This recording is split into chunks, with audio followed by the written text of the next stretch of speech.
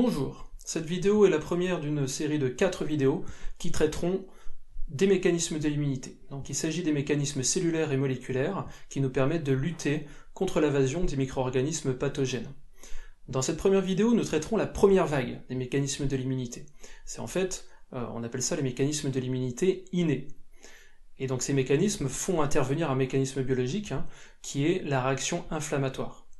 Puis, dans les vidéos 2 et 3, du coup, donc les deux suivantes, on essaiera de voir un petit peu la seconde vague des mécanismes immunitaires, qui est donc l'immunité adaptative.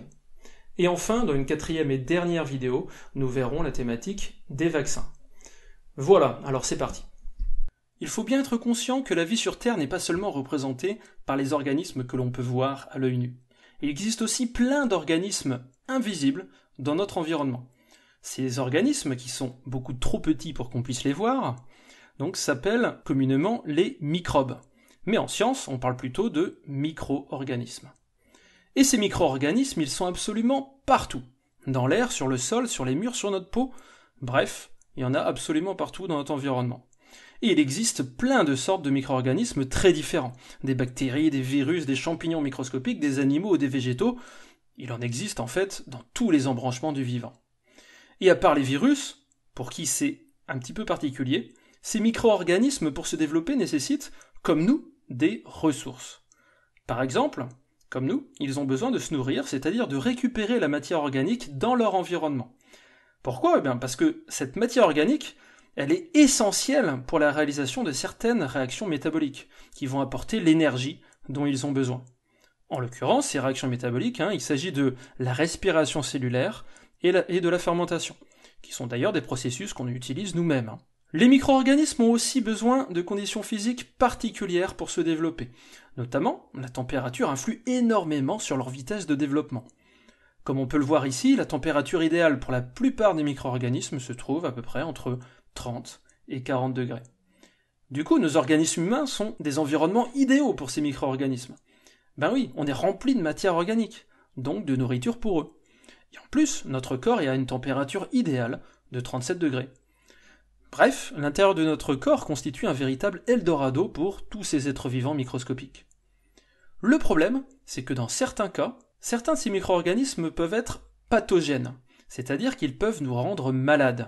Certains ont en effet tendance à trop se multiplier, ce qui peut entraîner une véritable invasion. Dans ces cas-là, on parle de septicémie. D'autres ont tendance à produire des toxines, donc des substances nocives pour notre organisme. Et il y a aussi le cas des virus, qui détournent notre machinerie cellulaire pour se reproduire, ce qui, dans la majorité des cas, pose aussi des problèmes. Du coup, au fil de l'évolution, certains mécanismes de défense se sont développés et permettent de se défendre contre ces invasions. Le premier moyen de défense, ce sont les barrières, qui empêchent les micro-organismes de rentrer. Ces barrières sont de deux types, la peau et les muqueuses. Les muqueuses, en fait, c'est toutes les zones en contact avec le milieu extérieur, mais qui ne sont pas de la peau. Par exemple, c'est ce qui tapisse les voies respiratoires, les voies digestives ou encore les voies génitales. Ces barrières sont en fait extrêmement efficaces. La très grande majorité des micro-organismes sont incapables de les franchir. Mais il existe quand même quelques points de fragilité. La peau, même si elle est très hermétique aux micro-organismes, peut parfois être traversée, notamment s'il y a une blessure ou une brûlure. Les muqueuses, quant à elles, sont franchissables par un certain nombre d'organismes. Par exemple, certaines bactéries ou certains virus peuvent traverser les muqueuses des voies respiratoires et donc peuvent entraîner des rhinopharyngites ou autres bronchites. Il y en a qui sont capables de franchir les muqueuses des voies digestives et qui peuvent alors entraîner des gastroentérites ou d'autres joyeusetés. Et les muqueuses des voies génitales sont également franchissables par certains des micro-organismes, donc dans ces cas-là, ils sont responsables de maladies sexuellement transmissibles, donc les fameuses IST. Bref, ces barrières, même si elles sont très efficaces, ne sont pas parfaites. Et dans certains cas, elles sont franchies. On appelle cela une infection. Mais heureusement, dans ce cas, on a la présence de défenses internes, qui vont permettre d'endiguer et de détruire les micro-organismes qui auront eu l'audace de pénétrer dans notre organisme. Ces défenses internes, c'est ce qu'on appelle le système immunitaire. Et ce système immunitaire repose sur des cellules spécialisées, qu'on appelle globules blancs. On peut les appeler également leucocytes. Dans ce système immunitaire, on distingue deux types de défense. La première ligne de défense est qualifiée d'immunité innée. Cette immunité innée est très rapide à se mettre en place, mais ne suffit généralement pas à se débarrasser complètement de l'infection. Elle sera suivie ensuite par l'activation de l'immunité adaptative, qui, elle, sera beaucoup plus efficace mais plus lente à se mettre en route. Dans le cours d'aujourd'hui, on va traiter exclusivement de l'immunité innée. Alors, cette immunité varie peu au cours de la vie et ne nécessite pas d'apprentissage. Et elle repose sur des processus qui ne sont pas spécifiques. Concrètement, ça veut dire qu'une cellule de l'immunité innée est capable de s'attaquer aussi bien à plusieurs micro-organismes différents. Les processus de l'immunité innée varient aussi assez peu d'une espèce à l'autre, du moins chez les vertébrés. L'immunité innée repose sur des leucocytes particuliers qui sont de différents types. Alors, on a les macrophages et les cellules dendritiques, que l'on trouve dans les tissus et qui se caractérisent notamment par la présence de prolongements cytoplasmiques, ces machins-là. Ces prolongements sont très nombreux, mais pas très longs chez les macrophages. Ils peuvent au contraire être très longs dans les cellules dendritiques. On les appelle d'ailleurs des dendrites, d'où le nom de cellules dendritiques. Le rôle de ces deux types de cellules est de réaliser la phagocytose. En gros, ils vont se débarrasser des micro-organismes en les englobant et en les digérant. On reviendra là-dessus plus tard. Dans les tissus, on a également des mastocytes. Alors eux, en fait, il s'agit de cellules particulières qui sont caractérisées par un très grand nombre de vésicules dans leur cytoplasme. En fait, ces vésicules contiennent un tas de molécules qui vont être utiles, et donc le rôle de ces mastocytes, ça va être de relarguer toutes ces molécules en cas de besoin. Si on regarde du côté du sang, on va trouver des granulocytes et des monocytes. Les granulocytes peuvent aussi se retrouver dans les tissus, et donc ils peuvent passer du sang au tissu en cas de besoin. Ces granulocytes peuvent également effectuer la phagocytose, et on les reconnaît du coup par la forme de leur noyau qui forme plusieurs lobes. Les monocytes peuvent également sortir des vaisseaux sanguins, mais dès qu'ils se retrouvent dans les tissus, ils se transforment en macrophages. En gros, ces deux types de cellules là, donc ces cellules sanguines, vont faire office un petit peu de renfort.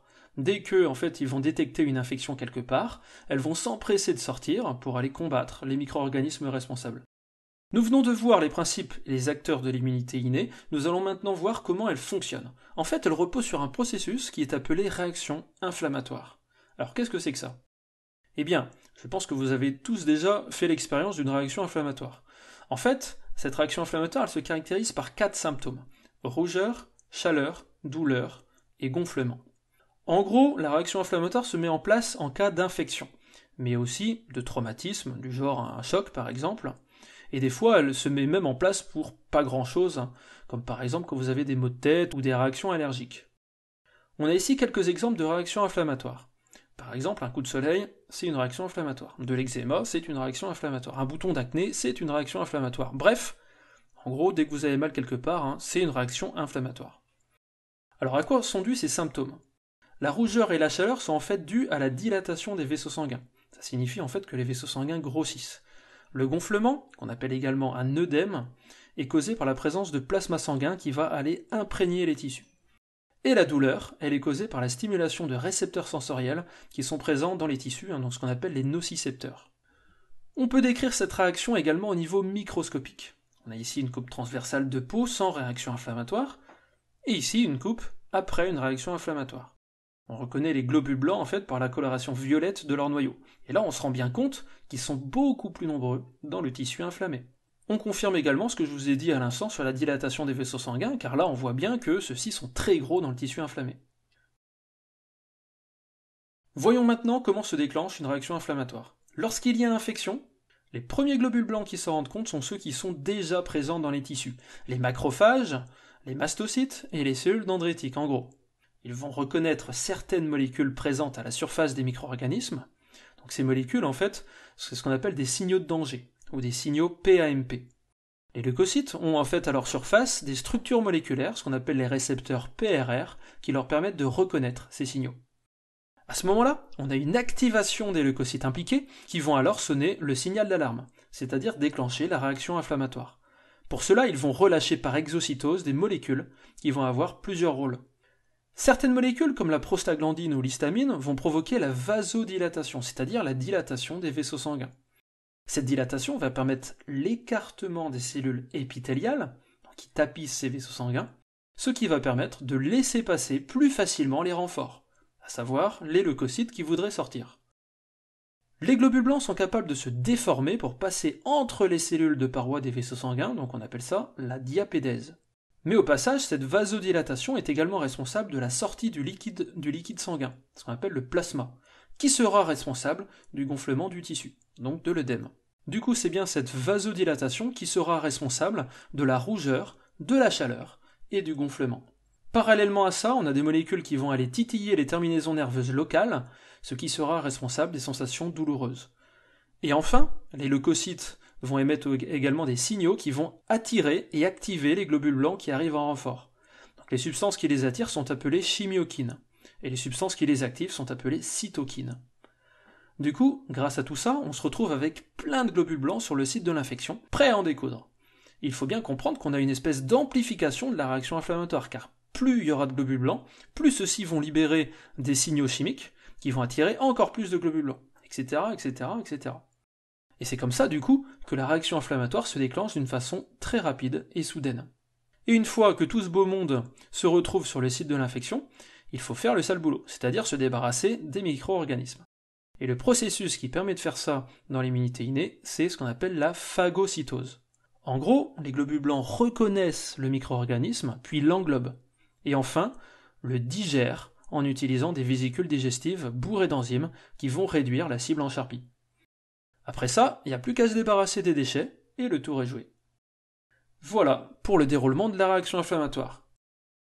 Cette réaction, elle est très utile et très efficace pour endiguer rapidement une infection. Mais dans certains cas, la machine s'emballe un peu trop, ce qui peut poser des problèmes. Déjà, dans certains cas, il peut arriver qu'une réaction inflammatoire ait lieu sans que ce soit nécessaire. C'est le cas notamment pour les réactions allergiques. De plus, les réactions inflammatoires sont parfois excessives, ce qui est gênant vu que les symptômes ne sont pas forcément agréables. Et dans certains cas, la réaction inflammatoire peut même être dangereuse. Par exemple, lors de réactions allergiques intenses, qui peuvent entraîner de l'asthme ou un œdème au niveau des voies respiratoires. Donc ça, c'est ce qu'on appelle l'œdème de Quinck. Et ça peut évidemment gêner, voire empêcher la respiration. Pour contrer tous ces problèmes-là, on a développé des médicaments qui viennent réguler la réaction inflammatoire, en inhibant, du coup, certaines enzymes qui sont impliquées dedans. Il y a en gros deux catégories d'anti-inflammatoires. Les anti-inflammatoires non stéroïdiens, qui présentent peu d'effets secondaires, mais dont l'effet est assez limité. Donc là, il s'agit notamment de l'ibuprofène ou de l'acide acétylsalicylique, donc communément appelé aspirine. Et les anti-inflammatoires stéroïdiens qui vont, eux, mimer l'effet d'hormones stéroïdiennes, comme la cortisone par exemple. Et donc les anti-inflammatoires stéroïdiens sont, eux, très efficaces, mais ils peuvent occasionner malheureusement des effets secondaires assez lourds, d'où la nécessité de limiter leur usage. En gros, il est facile de se procurer de l'ibuprofène, même sans ordonnance. Mais pour de la cortisone, là, c'est plus compliqué, et ça doit nécessairement passer par l'aval d'un médecin. Au passage, je précise quand même que tout médicament est dangereux, s'il est mal administré. Même de l'ibuprofène peut s'avérer mortel s'il est utilisé de manière trop fréquente, par exemple. Voilà, donc en conclusion, on peut dire que les défenses innées reposent sur un mécanisme biologique qui s'appelle la réaction inflammatoire. Cette réaction, elle va débuter lorsqu'il y a une interaction entre des leucocytes qui sont présents dans les tissus et des micro-organismes pathogènes. Cette interaction va déboucher en fait sur l'émission de molécules qui vont entraîner un tas de choses, donc un tas de réactions en chaîne.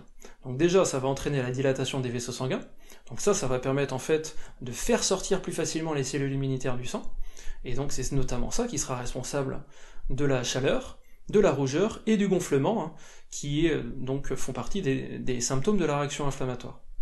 Ces molécules vont également provoquer la douleur, en allant un petit peu titiller les terminaisons nerveuses qui se trouvent dans le tissu.